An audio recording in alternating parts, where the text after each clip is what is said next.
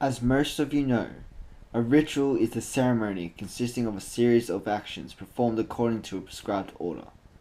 There are many rituals from many different cultures and religions. Rituals vary from the usual happy birthday to the more religious rituals like Shabbat and baptism. These two religious rituals are what I have chosen to study and present today.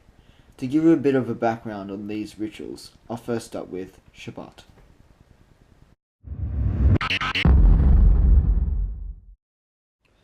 Shabbat is a Jewish day of rest.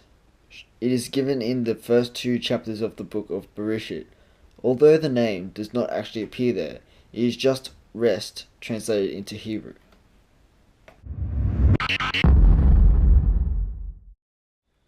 Baptism has similarities to Tevilah, a Jewish purification ritual of immersing in water, which is required for, among other things, in conversion to Judaism, but which differs in being repeatable, while baptism is to be performed only once. John the Baptist, who is considered a forerunner to Christianity, used baptism as the central sacrament of his messianic movement.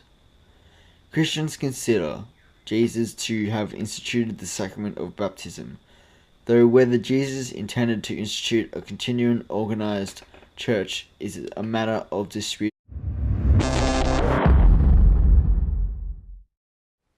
At the beginning of the baptismal service, the infant and his or her parents will be welcomed into the church and be brought to the front. The priest will ask the parents the infant's name and what they are asking for from the church. They reply with the infant's full name and that they want baptism. The priest then traces the sign of the cross over the infant's forehead, and then pours the holy water over his or her head at the font while saying, "I baptize you in the name of the Father, and of the Son, and of the Holy Spirit." Then the two oils would be applied to the infant's forehead, and the godparents would be called upon to take the baptismal vows. After the oils are applied, they will walk to the front, and the priest again will pour water over the infant's head, and then a shawl will be wrapped around to symbolize that we put on Christ in baptism. Baptismal candle is given to the parents.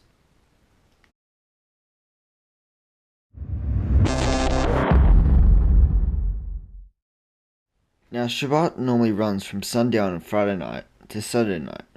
Normally, the family comes home for a festive, leisurely dinner after the religious services.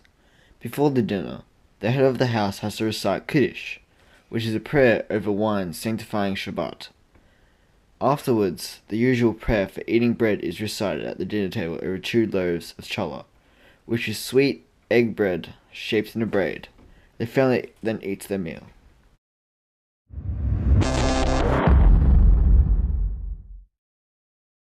Shabbat means a lot to the Jewish community, as it is part of their heritage. It is the major ritual performed by most of the Jewish community, which is the same for baptism for the Catholic community, as it is a major part of joining the Catholic religion, and is performed by most of the Catholics.